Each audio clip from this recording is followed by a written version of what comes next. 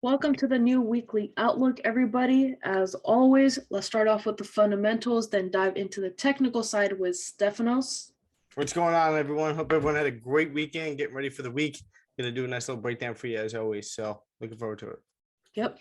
So there's a lot of the major economic events we know that are going on in the background, but there's a couple that I want to highlight right now. It's especially has to do with, the inflation side and then also the consumers specifically. So there's a lot of different forms. For example, the first one that we're going to talk about is going to be ECB talking about increasing their interest rates for the first time in almost over a decade. So we know that they've maintained their low interest rates for a very, very long time through the pandemic, especially as well, which has helped a lot of the consumers in the entire Europe. But we started to see now inflation coming into play because a lot of central banks in general have been keeping their interest rates very, very low.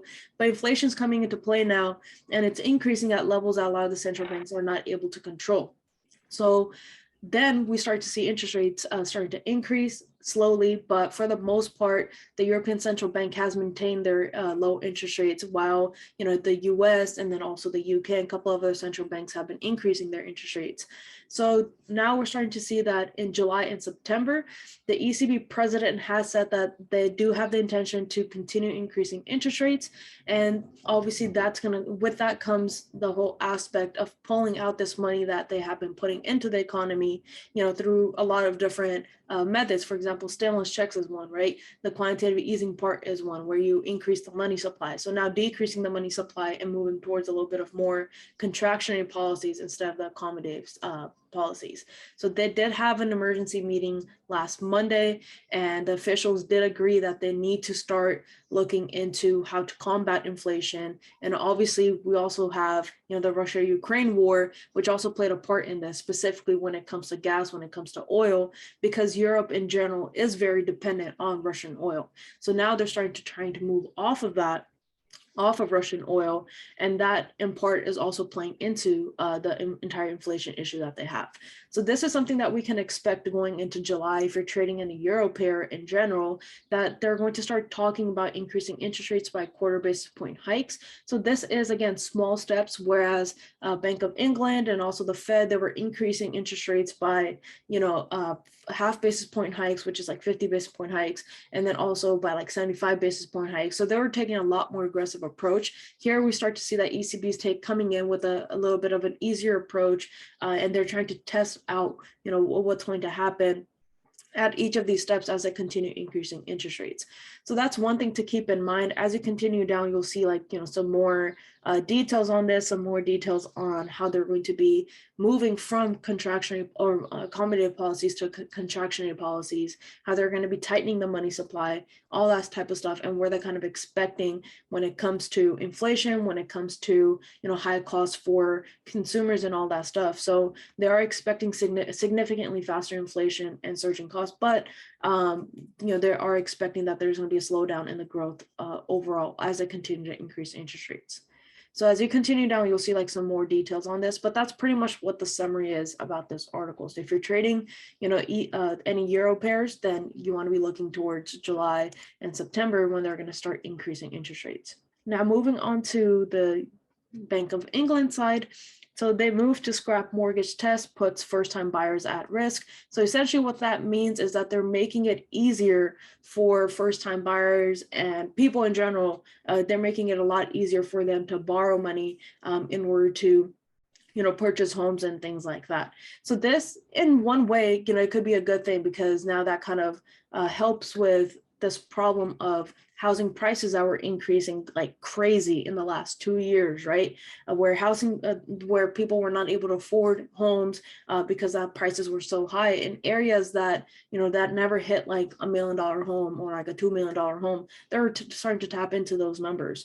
But so since that's a good thing there, on the other hand, it's also a bad thing, because now when you start scrapping these tests for people, you're essentially making it a lot easier for consumers who are not able to afford the houses at all to be able to go out and get these homes, right? Go out and get these mortgages that they're not able to pay back.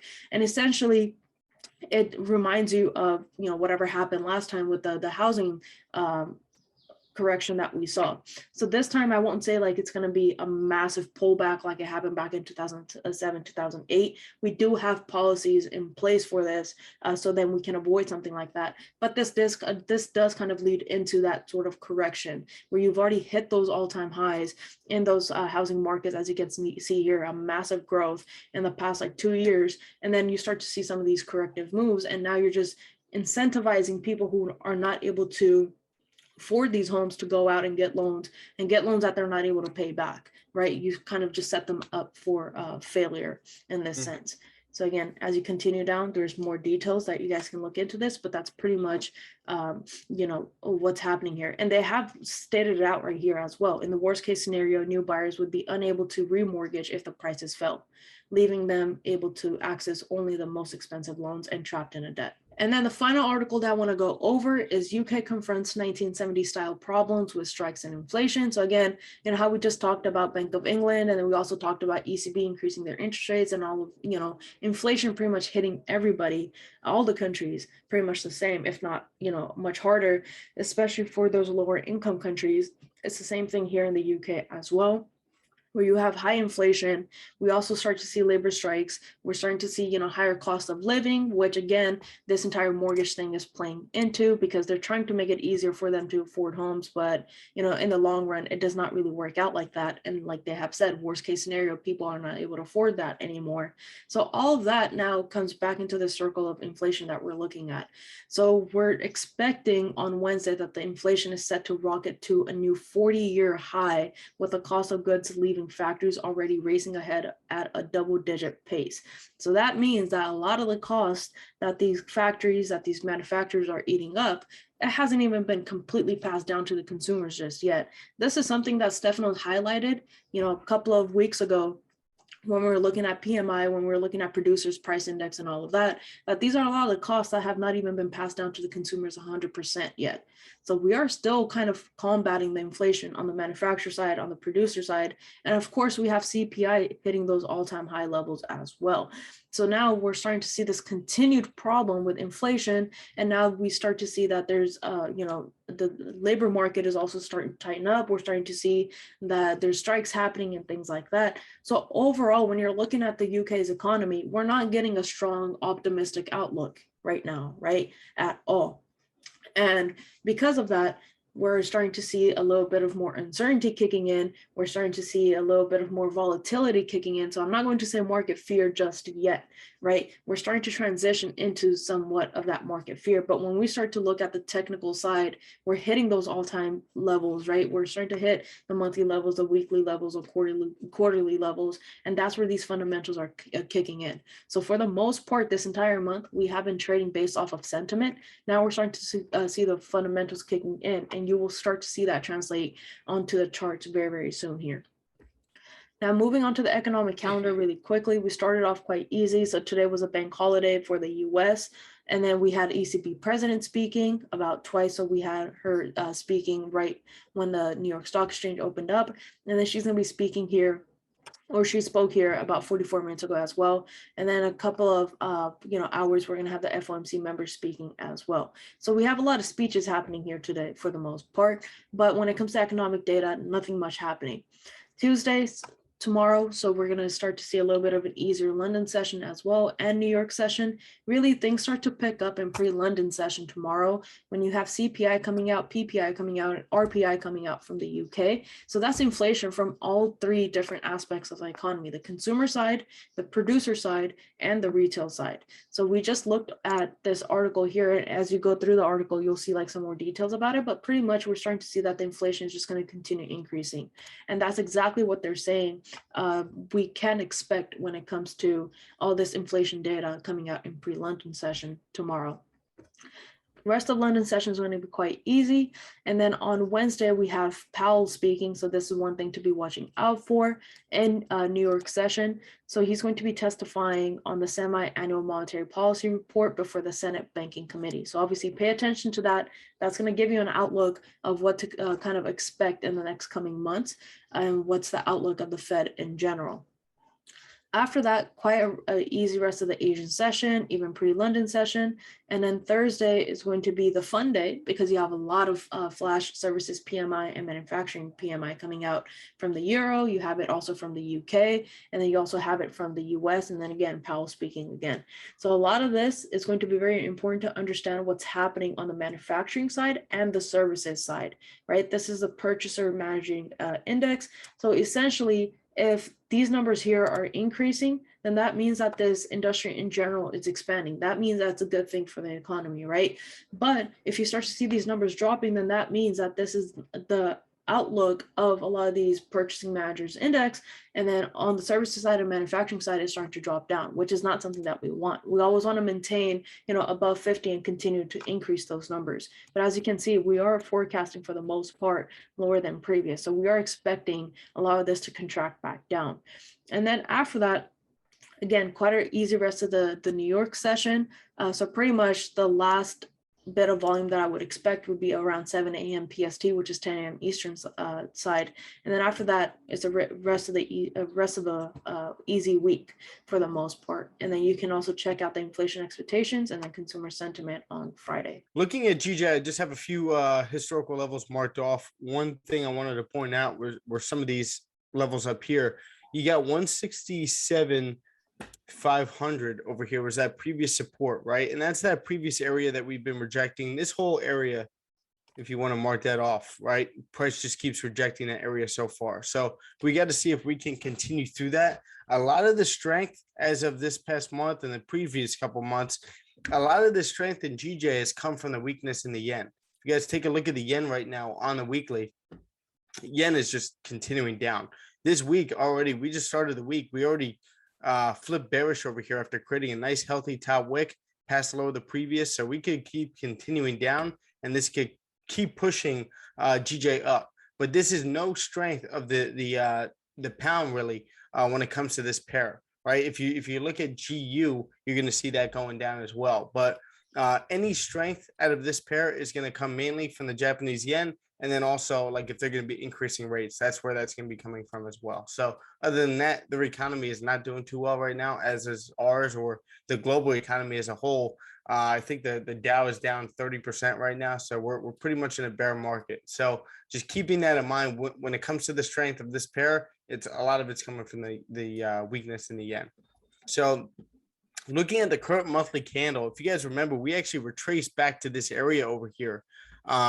I believe it was last week or the week before, but now what we did was we retraced back up. We're right above the this candle close over here, this previous wick, and this is a nice strength, nice strong formation over here. If you guys take a look, I love this formation where you have the current. I'm just gonna mark this off. We got that high created with a very strong body candle over here. This candle ends up pushing below the previous candle right here, all the way back down to 156. We retraced back up to this area and close a very weak bearish candle. I love this setup right here because as soon as this candle creates a bottom wick, I believe it created a very small bottom wick at first, and then past the high of that candle, we actually called this. Price past the high of that candle, went right up to fill that wick. And as soon as it did, it retraced all the way back down to this area, and now we're right back in this area up here.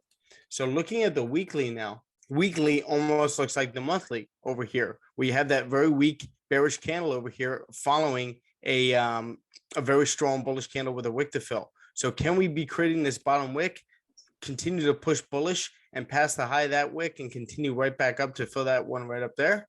I mean, we could. We're right in the beginning of the week. We just got to see if we pass that candle right there. And then also we got to explore the lower time frames to see where we're going. But that's a nice rejection with this wick right here. After a bullish move, nice rejection, liquidity grab. Could we be continuing this move up? Looking at the daily now, daily looks even nicer, right? Where we come right back down into this 162 area. We hold support. We get that liquidity grab with this candle right here, followed by a nice strong candle with a wick to fill. This candle looks like it's heading right up to fill that wick. All right, so let's mark off a few levels here. You got that 162 500 level somewhere around here, previous resistance, support, and now a strong support over here, and price is just pushing up. You also have, since tapping into 156, you have a nice bullish trend over here of price respecting, creating higher lows and higher highs. So what are the chances after creating this higher low that we have to fill that wick and continue up to retest the previous yearly highs around 167. 168, excuse me. Looking at the 4-hour now it gets a little clearer for you. And now we can actually adjust this area right here, probably somewhere around that area, right? And ever since we kind of held this support over here, we've just been pushing up. So now we created this high up here. I'm gonna mark it off because it's a previous high to the left as well, previous resistance. Right here, and now we just tapped into that area. But we came right back down to hold support right in here, right? So right now, so far, we're holding a higher low. If you look at the candle body anatomy, we create this high. We come right back down to this area. We follow the bearish candle with the bullish candle, immediately forming a support. Then you get a strong bullish candle right there. But then after that, you get some weak bearish candles forming over here. And I love this setup because whenever you see this, a lot of times, if you get a bullish close after that, that's engulfing of these candles, price continues up from there, right? So right now, we just got this strong bullish candle. Looks like this candle never passed the low, this 4-hour candle. We still have an hour left of it. Is this candle going to flip bullish and continue up to retest these highs around 166? Looking at the hourly, now it gets a little clearer for you. You have a resistance right now that we need to close above, right, for us to get anything. And do we have enough range in here for us to take anything? That's what we got to check. So we have about 60 pips, about 60, 70 pips in here to retest this wick. I'll actually move it up. So we got about 60, 70 pips in here that we could be trading once we get a healthy close. What I do like is that we formed a nice higher low right over here after bouncing off this support over here. This morning, price was down here, I believe. Yeah, somewhere around here. And I was saying, I like this bounce. I like this close right here. And I could definitely see us continuing up. But when we were on our session this morning, I was saying, you want to wait for a close above this area before you take anything. Because one, U.S. banks are closed right now. So maybe we don't have the volume to push through here. But two, like we could very well consolidate below that. And I know it's very enticing to be taking it from down here, where you could very well be getting a move down there, but you're risking price rejecting this area just like it did over here, right? So it's always best to just like mark this off as a no trade range and wait for price to break out of here, and that's your range to trade. So on gold over here, again, we're still holding above 1830, right? We ended up creating these yearly highs back up at 2075. That was Russia, Ukraine. Then the Fed comes out, says that we're going to start increasing rates. So then you get this retracement of gold, where obviously you have a lot of strength in the US dollar with them pricing that in. So now we come right back to 1830. We actually pushed below that around like 1790 area. But right now we ended up closing on the monthly above 1830. And now we're still above that level, right? So what is this candle going to do? And where do we need to break out of to go into either one of our directions? Looking at the weekly now, weekly classic setup over here. We have the all-time highs over here. We retrace, we end up rejecting 2000. We end up holding support over here, retesting 2000 up here. And since retesting 2000, we've been in this bearish trend, pushing all the way back down to that 1800 level, right around here. So once tapping into 1800, we close back above 1830. We hold this resistance. And as you can see to the left, that's a strong resistance as well. You'll be able to see it on like the daily a little bit better too. But again, strong bearish candle after reacting to this area right here, right? Previous support, you could definitely drag that to the left even more as well. But this is all you really need to see. You ended up getting a very strong weekly candle with a wick to possibly fill. This candle already has a top wick if it does want to continue down and fill that wick, but we'll see what we're doing in this area right now. Again, we don't have much volume on gold, so we need to wait for certain levels to break before taking anything. So the daily, you guys could see, obviously, this strong resistance of 1870, right? Price keeps rejecting it. Again, we've been in this bearish trend. We hold that support. I'm actually going to mark this support off because it was previous very strong level over here. And you had that candle wick into this area, hold support up here. Actually, I'll mark this off as well. Around 1810, ended up holding that support over here. We ended up holding this support and pushing all the way up to 1870. Every time we tapped into 1870, we got a nice rejection of that area, right? Price just pushed down. But what I want you to pay attention to is the price action right over here. What you have is a range right in this area, right? Price just keeps consolidating out of that area, but then it breaks out of it with this move right down here to retest this low. Once it breaks down to this area, but holds support with a very strong bullish candle, pushes all the way back up into this area. But then after that, it closes a very strong bearish candle, printing a lower high, right? So could we just be kind of like retesting this range and then continuing out of it? You could say that this is a fake out right here, and price could now be retesting the support to continue up. And we're always going to keep that in our mind. Again, we're not going to marry a bias, but again, we could be retesting this consolidation, printing a lower high, and then continuing right back down to that level and possibly even through it. Right. One more thing that I would want to point out here is the fake outs that we have here below this 1830 and 1810 area, between that, these two support areas being formed. Right here. Yeah, these two. So when you look at this on the weekly time frame, you can see how it dips into that weekly consolidation as well from the left, right? So that could be pretty much price trying to grab volume. Yeah, there you go. All of that, like on the weekly time frame, all of that is consolidation, right? Between 1755 and 1820. So that could be price grabbing liquidity and then pushing right back up into that consolidation. Absolutely. I was also looking at this when you were pointing that out. You do have this support as well that it looks like we're struggling to break below. Again, after a very strong bearish candle with a wick to fill, this candle already has a top wick, doesn't have enough volume to push us down, passing that wick and continuing down into this area. So we got to break through some of those areas. But again, like Sharma said, a lot of consolidation over here in this area. So maybe like if you're just not, if you're a swing trader, maybe you want to wait for price to break out of this area, the 50-50 area, and take price down more in the 70-30 areas, right? And when I say 50-50 area, when everything's sideways, everything's 50-50. They're like there's no real direction, no real trend in the market. Looking at the 4-hour now, that area that I was just pointing out, again, price keeps bouncing off of it. Previous resistance as well, bounce off hard right over here. You can also argue 1830. Obviously, that's a very significant level as well. But if we want to test 1830 and continue through it, we need to break below this area first. And since holding this support, we've been in this like bullish trend where we've been printing these higher lows, right? Creating this higher new higher high, right, for the week and the month. But right now, it's also a lower high over here, and we've been printing lower highs in this area as well. Right, every single time we create this, we retrace, we push down and create a new low. We retrace, possibly push down and create a new low, but we keep rejecting this area. Now, once we break this support, you got a lot of choppiness over here as well, back down to 1830. So do you want to just wait for 1830 to break to take something down? Or again, do you just want to wait for safe sales to take it below 1808? All right, let's start off with the quarterly time frame here. So clearly we're in a bullish trend since at the very beginning, and you see those small corrective moves happening here, right? But at each of these moves, what I do want to highlight is every time price taps into a significant amount of correction, there's always liquidity that's being provided in the market, right? Which we did back in 2020 here, the same thing. All of that has to be corrected in its own, the market has to correct all that liquidity that was being provided.